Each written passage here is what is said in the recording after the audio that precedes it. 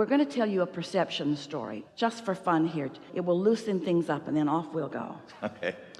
So Esther has a house in Southern California that looks out. The ocean is off in the distance, not that far. And there's a ravine that is full of trees, and she can see a few rooftops, but there's not too much between Esther's deck and her ocean view. So she was sitting on her deck the other day looking out, and she began to laugh because her own bushes and trees on her own property line have been encroaching. Really, lots of rain this year and everything has grown, and she realized she's blocking her own view with her own landscaping. And so when the gardener came that day, she said to him, come stand here with me. And he stood there, and she said, see, about 25% of my view is gone now because of all of these happy plants. Can you trim them back? And he said, yes, but there's a tree down in the ravine that's part of that. And Esther said, I know, and I don't know if that tree is on my property, because she owns to the middle of the ravine. And she wasn't sure if the tree was 1 inch on her property or 1 inch on the other person's property. So she said, watch what you're doing about that, but maybe you could just lace it out so that I can see through it. So Esther was gone the rest of that day. And when she came back, she went up on her deck, and she was knocked over by her view. And as she stood there, she looked out, and there's a neighbor's house over here on the edge, and next to his property line were 2 really large tree stumps, about that big around, big trees. And Esther thought, what have I done? She thought that she had had the neighbor's trees chopped to the ground, and it was good for her because she had a really good view. But she thought, that is not what I meant. It's not what I asked for. It was not what my intention was. A couple of days later, Esther is sitting on her deck, and she sees a man standing over at this new house that is under construction. It's a remodel of an old house. And a man is standing looking into the ravine, and he's looking at those stumps. And Esther is thinking, I did that. And then he's taking a picture of those stumps. And Esther is thinking, I'm going to jail. So she got in her car, and she'd never been over there. It's on the other side of the ravine. She didn't even know what driveway led into where that house was. So it took her a little while to find her way in. And she found it, drove in, lots of workers in the house, plastering things.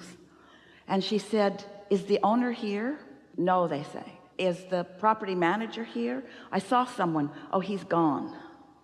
So Esther walked into the house looking for him, and he was not there, but she stood out there on the edge of that property, and she could see her property across the way, and she could see these big tree stumps, and she had gone prepared to do whatever it took to make him happy. I'll build you a fence. I'll landscape your entire yard. I'll put poplar trees in here if you want them. Whatever you want, she was prepared to do that. But he wasn't there. So she went home.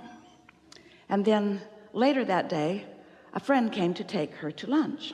And so she said, I have to show you something. She said, look what I did.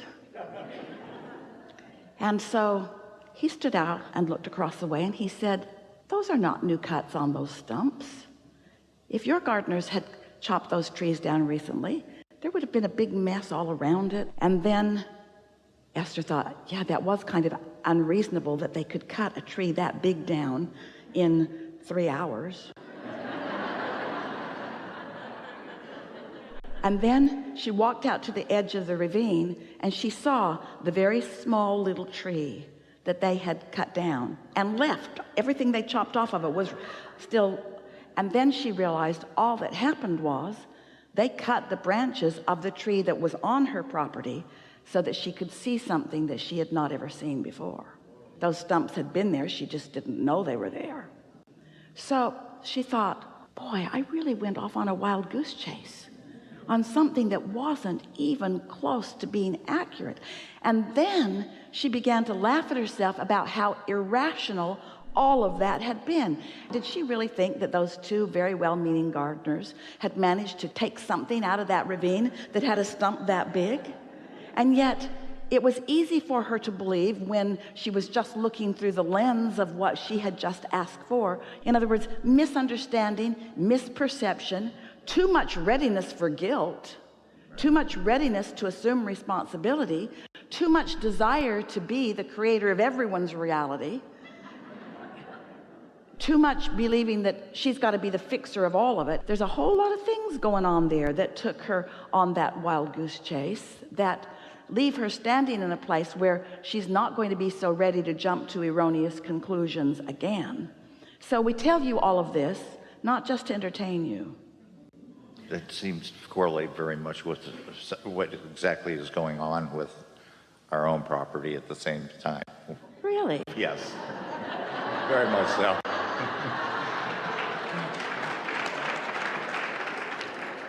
The thing that you will come to know, and as you do, you'll feel more and more satisfaction about it, is that everything is perceptual and everybody has the right to perceive. And humans who are so enamored in the reality of things, in the physicality of things, in the translating it through their physical senses so they know that it's real, forget that even though you're looking with your eyes and so forth, what you're seeing is colored by your perception. Your vibrational basis completely controls what you see. That's why eyewitness accounts often have such variation. That's why you can look at the same things and come to such different conclusions. And when you reach the place that you are willing to let everybody have whatever their perception is, and you're no longer trying to push against their perception and replace it with your own, but instead you're working to your own alignment with your higher perspective, which includes all of it, then that blending of the physical and the non-physical is taken care of automatically. That would be and that is allowing. Say again? Allowing and accepting that each one individual's perception is right. Is right. Their perspective may be very different from yours. He was not taking pictures because someone had chopped his trees down. He was taking pictures because he was trying to figure out what he was going to do with that retaining wall. Esther jumped to totally wrong conclusions. His body language, he looked mad. He wasn't mad. He wasn't mad. He was interested. She was looking through eyes of guilt. So when you're looking through eyes of anger or eyes of guilt, you don't see clearly. You don't see clearly unless you look through the eyes of source. And you can't see through the eyes of source until you stop looking through the eyes of guilt. Mm-hmm.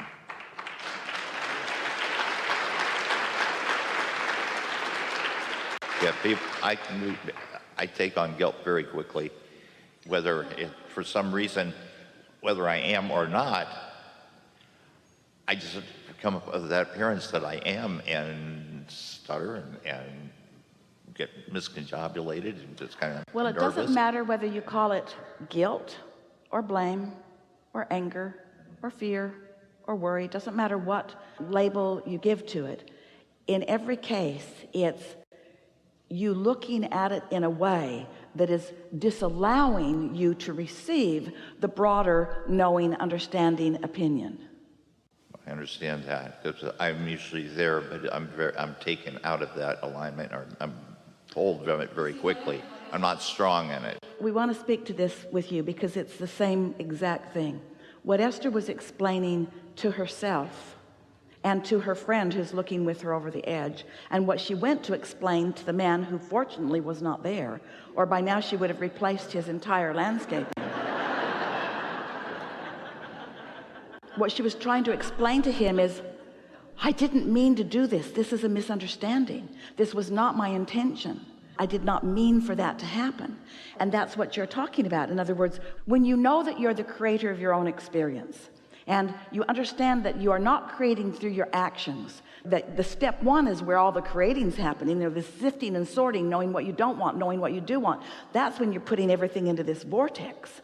And then the rest of your creating is about being in that chilled place where you're tuned in, tapped in, turned on, getting into the receiving mode. Because when you ask, It is framed up for you in a vibrational sense. And then your work is to relax and allow yourself to receive the thoughts and so forth. And so that readiness to jump to the incorrect conclusion that you are not good, or that you've done wrong, or that you are being misunderstood, that comes from not fully accepting that you can be or do or have anything. It comes from a misunderstanding of how creation happens. And of course, you're all steeped with that because you were taught so many things as you were coming along through life experience.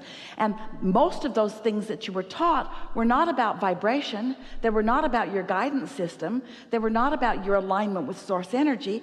They were about your interaction with one another. And those who needed or who believed they needed to control you were the ones who were giving you the information.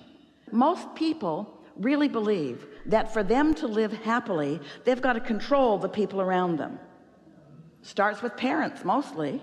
You got to control those little buggers or they'll take over the household. In other words, teachers believe it about school too. And most people really believe that it is through action that things happen to them, and that the only way that they can be safe or happy is by controlling the actions of other people who mean them harm. That's the way you teach each other. You teach guardedness, you teach protectiveness, when the opposite is who you really are. The well-being is so dominant. And when you get hold of that, when you get hold of a little piece of that, in other words, Esther's there most all day, every day, but isn't it lovely that she has such a meaningful experience that lets her understand that perception controls everything. What you think is what's dominant in your experience. There's no reality that affects you. There's no realness, there's no truth, there's no fact that affects any of you beyond your perception and belief of it. Wow. Some people would take away from this conversation, well then, are you just trying to get us to put our head in the sand and not face any facts, that we could just make anything up and it would be? Yes. You create your own reality. But your question is such a wonderful question, because you're wanting to bridge this reality that is vivid and it is real. Esther argued with us in the early stages of interacting with us. She said, but Abraham, it's true. This negative thing that I'm talking about and pointing out, it is a true thing. And we said to Esther, just because you believe it is true doesn't mean it deserves your attention. The question is this thing that I believe true something that I want to perpetuate? And if it is, give it your attention. And if it isn't, withdraw your attention from it. But humans feel guilty when you don't look at things that you believe are true just because you don't want them. That's why you're in the flesh, not in the spirit. But it is a misunderstanding that being in the flesh is bringing to you, and it is an unnecessary thing. Are you with us on this? Yeah. So let's take the realness of the world. Let's for a moment just together acknowledge that there is a world out there, and you have a lot of ability to see a lot of it through your devices and so forth. So you have an awareness of this diverse world of things wanted and unwanted in it, and you want to call that current reality on planet Earth. And we want to call it current perceived reality on planet Earth. It's a difference. So then you say, but this event happened and we all saw it. We became aware of it. This event happened. So it is reality. And we say, that event happened and it is reality. And that unwanted event that happened caused millions, perhaps billions of people to send rockets of desire into a vibrational reality of what you want other than that. I don't want that. I do want that. So now a reality, a bigger reality has come about because of the realness of something that you lived. But humans are so slow to turn their attention away from the reality that created this improvement. They rarely look at the improvement. They keep looking at the reality, what they want to call reality, because it manifested. And so it has facts and pictures and sound bites and realness that this reality does not yet have. And that's what trips people up. They are captivated